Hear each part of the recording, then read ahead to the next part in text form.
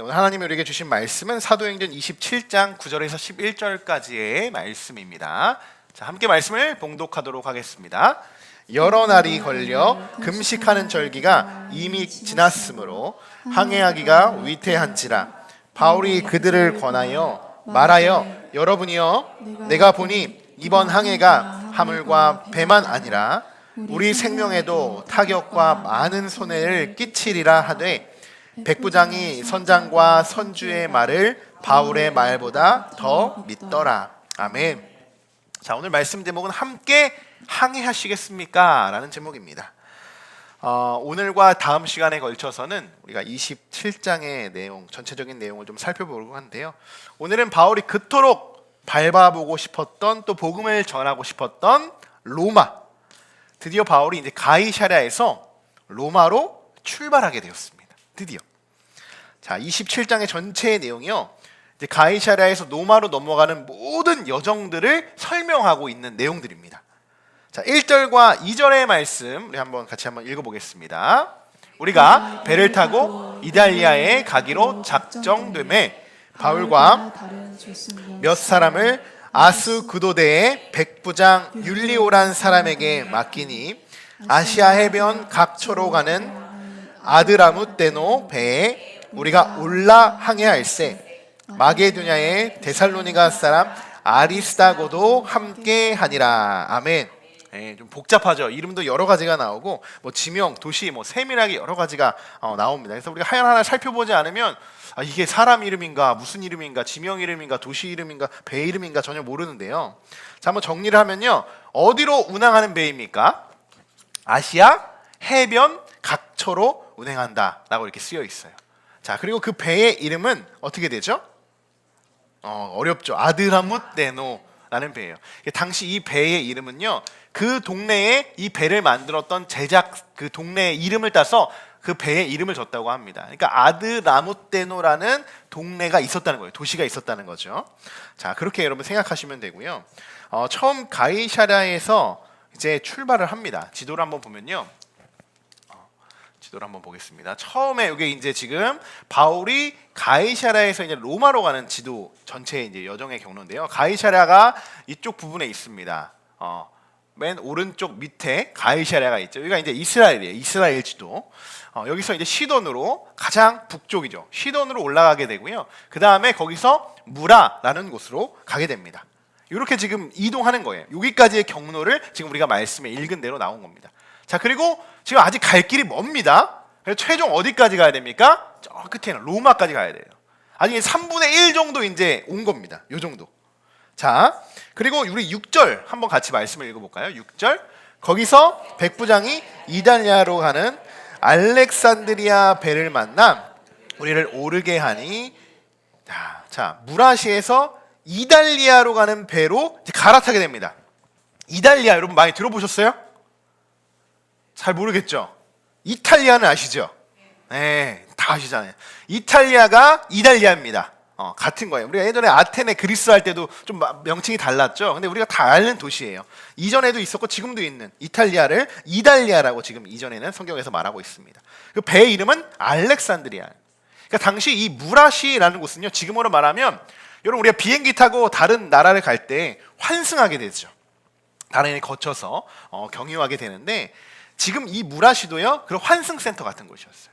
그러니까 지금 무라시까지 가는 곳은 아주 작은 배들, 어떻게 보면 큰 배가 아니라 환승센터로 많은 곳에서 모여서 이탈리아로 넘어가는 일만 남은 건데요, 무라시아에서 이탈리아로 넘어가는 배가 있었던 겁니다.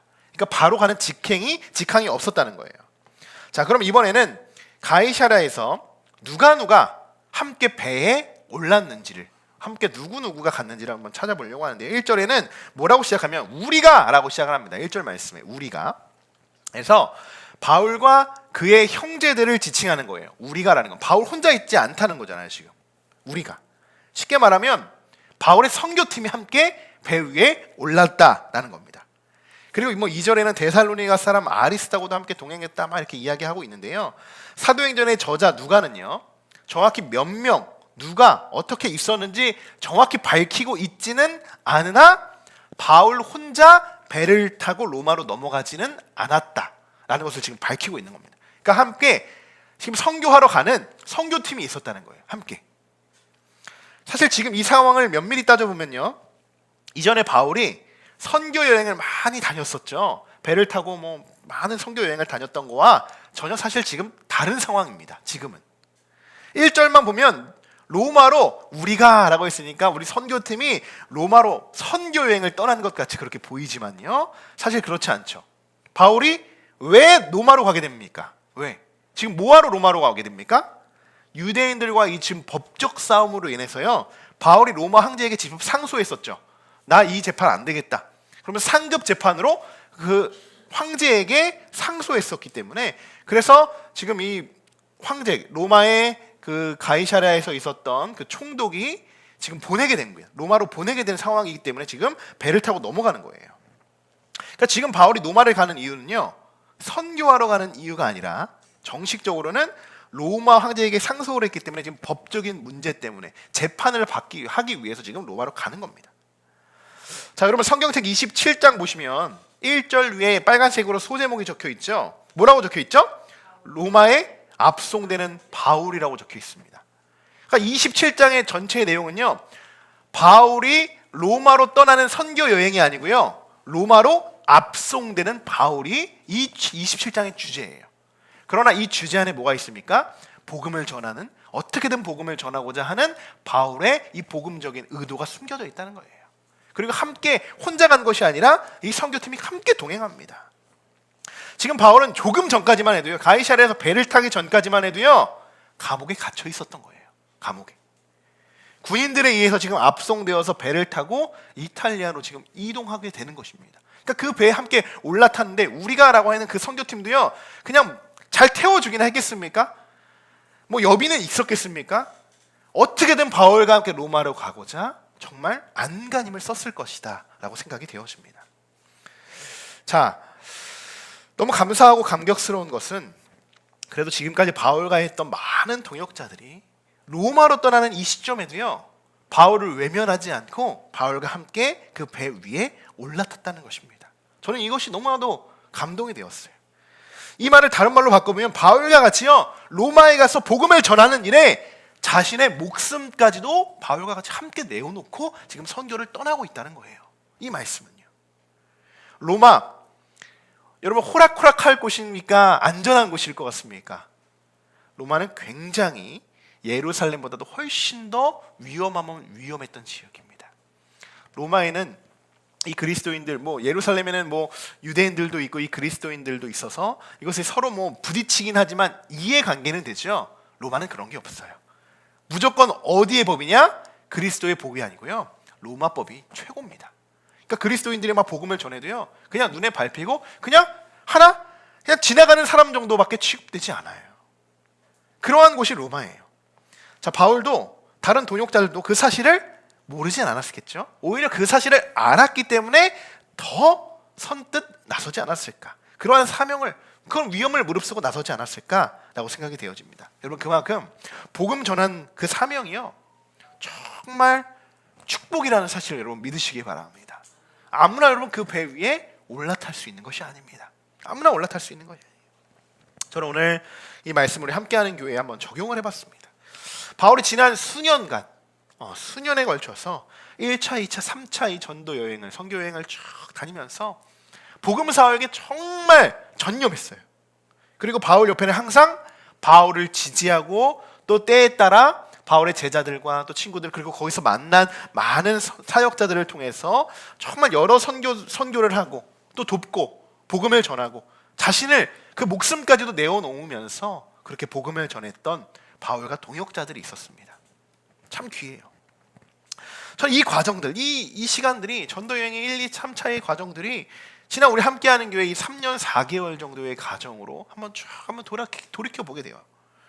여기까지 달려오면서 정말 우리들에게도요, 많은 일들이 있었죠. 뭐 교회에 여러 가지 일들도 있었고, 우리 성도님들에게 부어주신 하나님의 놀라운 축복도 있었고, 또 어려운 상황 속에서 극복하는 많은 분들, 그리고 기적과 같은 일도 우리 안에 정말 많이 일어났었습니다. 정말 많이 일어났었어요. 그렇게 3년이라는 시간이 흐르고 어느덧 바울이 그토록 바라봤던 로마와 같이 우리에게도 여러분 오늘 기도해 주신 것처럼 성전 이전이라는 소망이 생기고 희망을 갖게 되었어요. 우리에게도. 그리고 2024년에 우리 바라봄 이루어질 희망이라는 슬로건을 가지고 성전 이전하는 것이 우리 기획위원회를 통해서 정식으로 확정이 되었고 본격적으로 우리가 성전 이전하는 것을 지금 하나하나 지금 준비하고 있는 과정입니다. 저는 이 시기가 우리가 로마로 넘어가기 위해 함께 배에 올라타고 함께 그 얼마나 그 거친 파도의 물결이 있겠습니까? 그 파도의 물결들을 헤쳐나가는 그 항해의 여정이라고 저는 믿습니다. 바울에게 로마는요 새롭고 큰 도전이었어요. 또한 그가 기도하고 늘 소망했던 부분이었습니다. 어떻게든 예루살렘 갔다가 로마로 가고자 하는 그의 마음. 우리도 마찬가지예요. 성전 이전 우리에게 엄청난 도전이고 새로운 희망입니다.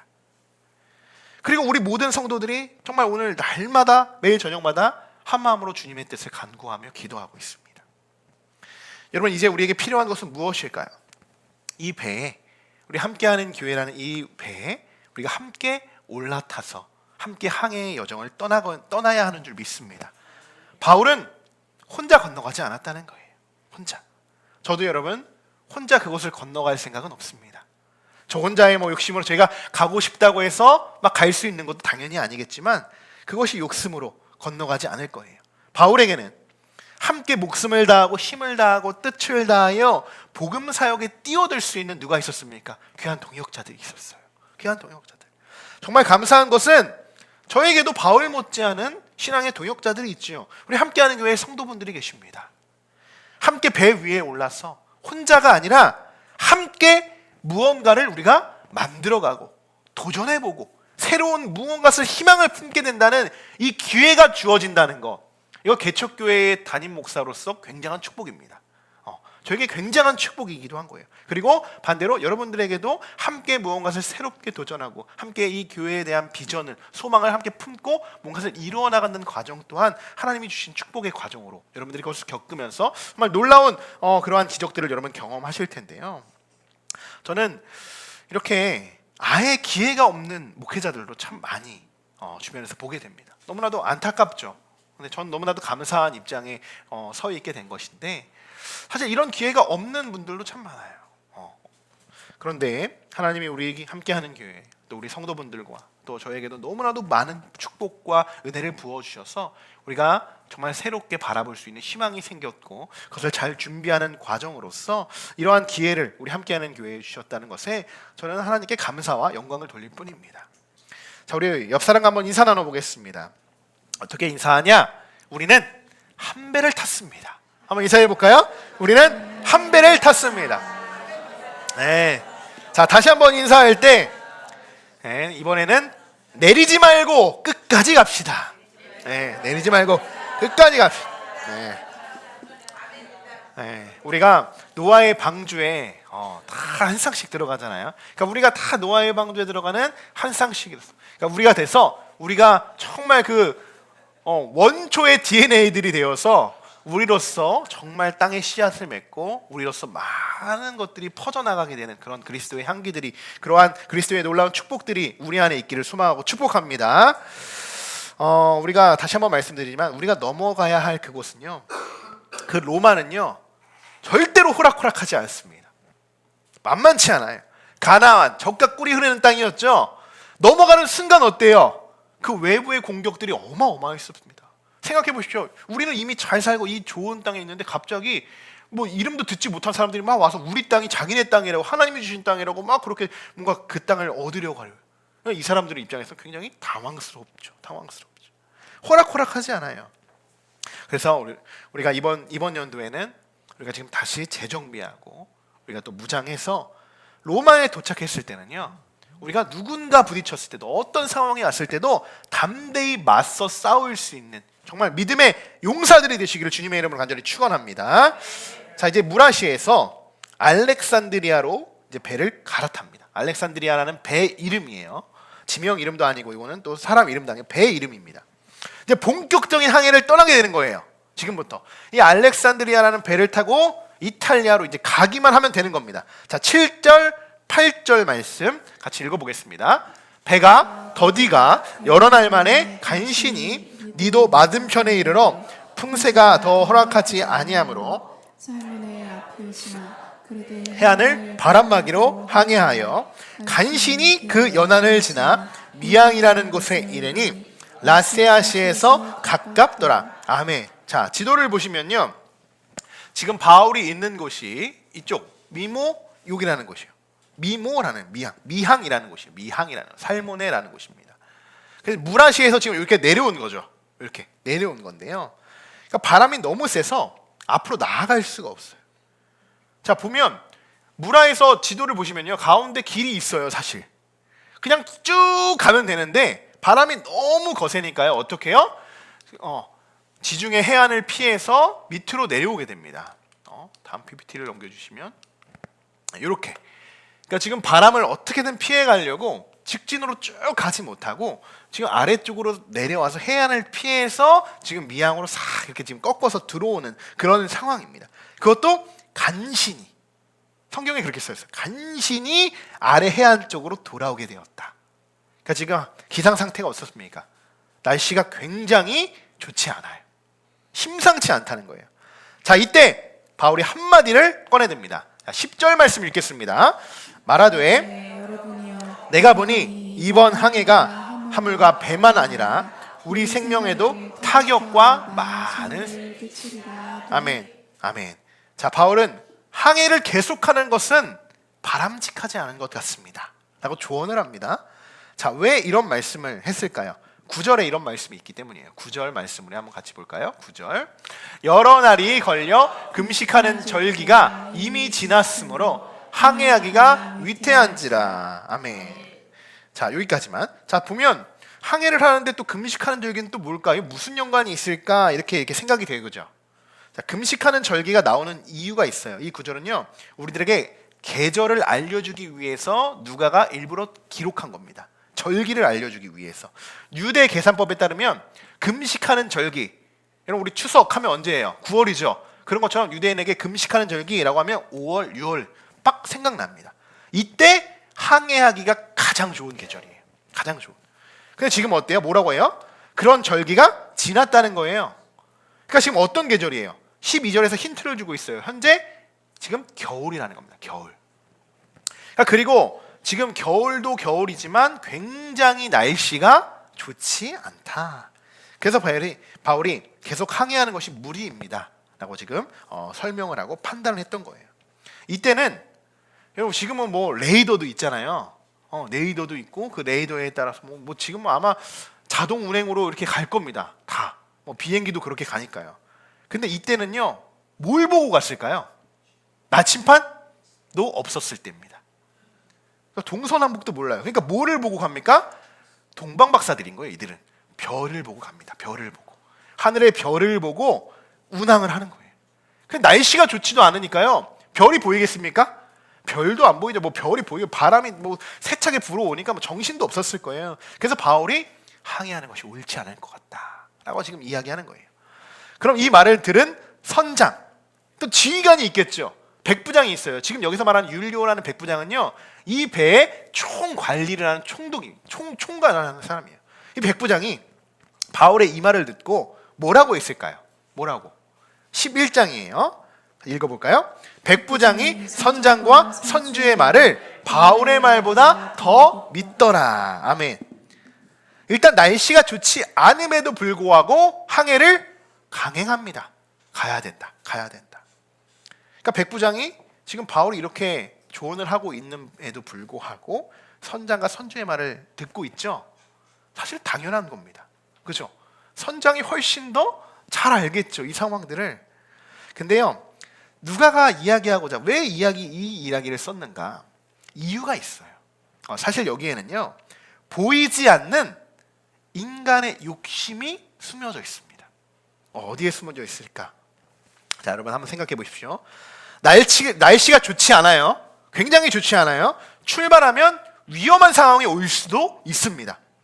이미 누가 알아요? 바울이 알 정도면 선장과 백부장 충분히 그들도 알고 있는 사실이죠. 근데 굳이 바울이 이야기하지 않아도 될 이야기인데요, 바울이 지금까지 뭐 바울도 많은 경험이 있겠죠. 1, 2, 3차 전도 여행을 하면서 얼마나 많은 배를 탔겠습니까? 날씨가 좋지 않은 상황에서 배를 타고 여러 경험도 있겠지만 지금 이 배의 선장은요, 지금 이 무라시에서 이탈리아로 가는 이 백길을 얼마나 많이 왔다 갔다 했겠습니까? 반복듯이 그게 직업이니까요. 어쩌면 평생 그렇게 하고 살아왔을 수도 있어요. 그의 직업이 선장이면요, 평생 동안 항해를 했던 사람인데요. 당연히. 그러니까 누가 봐도 바울보다 선장이 베테랑이죠. 이것을 누구보다도 잘 알죠. 그런데 바울이 운항이 힘들 정도로 이렇게 바라봤을 그런 날씨임에도 불구하고 왜 선장은 좀 무리하면서까지 배를 운항하였을까? 여기에 우리는 의문점을 삼아봐야 돼요. 분명히 선장도 심상치 않았다라는 것을 느꼈을 겁니다. 제가 앞서 말씀드렸죠. 여기는 눈에 보이지 않는 인간의 욕심이 숨어져 있어요. 이 알렉산드리아라는 배는요, 어떤 배였을까? 여러분 궁금하지 않으십니까? 아시아에서 로마까지 운항했던 이 배는요, 사람만 싣고 내렸던 배가 아닙니다. 그러니까 이전에 지금 무라시까지 갔죠. 가이사르에서 무라시까지 갔던 배는요, 작은 배예요. 그러니까 사람들이 이렇게 운송해주는 작은 배. 그러니까 작은 짐들도 운송할 수 있는 배인데요. 이 배는 그렇지 않아요. 사람만 싣고 내리는 배가 아니고요. 이 배는요, 로마로 많은 식량과 곡식들 그리고 많은 물품들을 이송하였던 배였습니다. 왜냐하면 당시에 이 로마 권력이 너무나도 세졌죠. 그러면서 많은 사람들이 곳곳에서 전 세계적으로죠, 로마로 모여들게 됩니다. 왜요? 로마 시민권만 되면요, 문제가 없어요. 살아가는 전혀 문제가 없어요. 모든 것을 보장받습니다. 그러면 그 로마로 많은 사람들이 모여들게 돼요. 그래, 로마는 어떤 지역이냐? 로마는 농경지가 부족합니다. 그러니까 농사지을 땅이 없어요. 이탈리아도 저기 멀리 우리나라처럼 서울에 뭐 농사지을 땅이 있습니까? 마찬가지 로마도 그래요. 멀리 나가야, 시골에 가야지 이탈리아도 포도밭도 있고 밭도 있고 그렇거든요. 그런 것처럼 로마로 모여드는데 이 로마에 관리하는 많은 사람들이 지금 먹여 살릴 수 있는 곡식과 식량이 부족한 겁니다. 그래서 어떻게 해요? 다른 지역 아시아에서 그것을 나르게 이송하게 되는 거예요. 그 물품을 이송했던 배가, 가장 주축이 되었던 배가 알렉산드리아라는 배였습니다. 그러니까 어쨌든 식량을 공급받는데 알렉산드리아 이 배의 주요 사업은 뭐냐? 식량을 로마로 운송하고 돈을 버는 것. 그 일을 하는 역할, 그것으로 돈을 버는 것이 그들의 수단이었습니다. 그러니까 지금 이것을 조금이라도 지체하거나 내가 다시 돌아가거나 하면 어때요? 엄청난 손해를 지금 끼치게 되는 겁니다. 그러니까 어떻게든 날씨가 좋지 않아, 괜찮아. 그런데 보십시오. 나중에 이 배에 몇 명이 타는지 보세요. 200명이 넘는 사람이 타 있거든요.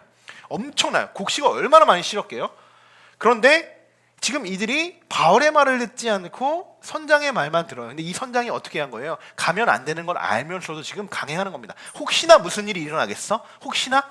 가기만 하면, 어떻게든 우리가 도착만 하면 정말 많은 돈을 다시 만들 수 있는데, 내가 그것을 내가 벌 수 있는데, 그러니까 이것을 포기하지 못한 겁니다. 그래서 강행하게 되는 거예요. 이런 말씀이 지금 누가가 기록하고 있는, 보이지 않는 말씀의 이 배경 속에서 지금 기록하고 있는 내용입니다. 37절에도 276명의 사람을 태울 수 있었던 배였다라고 이렇게 이야기해요. 그러니까 엄청난 손실을 가질 수 없었던 거예요. 그러니까 선장은 굳은 날씨에도 겁내지 않고 또 지금까지 자신의 경험을 토대로 운항을 강행했던 것이었습니다. 다음 시간에 우리가 오늘과 다음 시간에 겹쳐서 계속 이 말씀들 27장을 나눌 텐데요. 이어집니다. 말씀은. 이 바울의 말을 듣지 않고 이 많은 곡식과 이 식량들을 어떻게든 운송하면서 그것으로 이득을 얻으려고 했던 그 사람들이요, 나중에 여러분 어떻게 될까요? 로마로 그것을 다 가지고 갈 수 있을까요? 가지고 갈 수 있을까요? 궁금하신 분들은 미리 말씀을 읽어보시면 됩니다. 이들이 그것을 이득으로 취하고 자기의 손에 이것을 다 가지려고 그렇게 움켜쥐려고 하지만요, 아무것도 갖지 못하게 됩니다. 아무것도. 혹여나 바울의 말을 좀 우리가 듣고 잠시라도 멈췄었더라면 그들이 그 많은 것들을 다시 그것을 자기의 이득으로 챙기기도 하고 또 안전하게 배를 운행할 수도 있었겠죠. 오늘 우리가 이 말씀 속에서 무리하게 강행하는 자를 발견할 수도 있고, 그리고 잠시라도 우리가 멈춰 서야 합니다 라고 외치는 그런 두 가지의 경우를 우리가 살펴보게 됩니다. 여러분, 인간의 욕심으로 이루어지는 일들은요, 반드시 무너집니다. 무너집니다. 때론 더디게 갈지라도 멈춰서는 것이 안전한 거예요. 안전한 거. 그리고 주변을 살피고 다시 재정비해서 가면 되잖아요. 그죠? 좀 늦으면 어떻습니까? 가면 되죠. 안전하게 가는 건 중요해요. 빨리 가더라도. 위험하고 광풍이 몰아치는데 배가 뒤집히기라도 하면, 어디 암초에 부딪혀 배가 갈라지기라도 하고 배에 물이 차기라도 하면 어떻게 되겠습니까? 도착하지 못하게 되겠죠. 여러분, 어떻게, 이 두 가지 중에 어떻게 하는 것이 훨씬 더 지혜로운 방법일까요? 어떻게 하는 것이? 오늘 말씀은 여기서 이제 마치려고 합니다. 이 이후의 이야기는 우리가 다음 시간에 계속 이어지기 때문에 여러분 충분히 말씀을 한번 이제 쭉 예습해 주시고, 이제 얼마 남지 않았습니다. 사도행전의 강해가 이제 한 장 남았어요. 한 장. 뭐 길어야 한 3번의 시간, 4번의 시간이면 우리가 사도행전의 이 긴 말씀들을 마치게 될 텐데요. 한번 여러분 예습해 보시면서, 바울이 로마까지 가는 이 과정이 결코 쉽지 않습니다. 결코 쉽지 않아요. 그러면서 우리가 말씀에서 오늘처럼 깨닫게 하시는 메시지는 무엇인가? 무엇인가? 그것을 돌이켜보고, 또 왜 바울의 이야기를 또 이들이 들었어야 하는 것인지, 왜 우리가 욕심을 내지 않고 우리가 잠시 멈춰서 재정비하고 가야 하는 것인지, 그것을 우리가 발견해 보시는 이번 한 주가 되시기를 주님의 이름으로 간절히 축원합니다.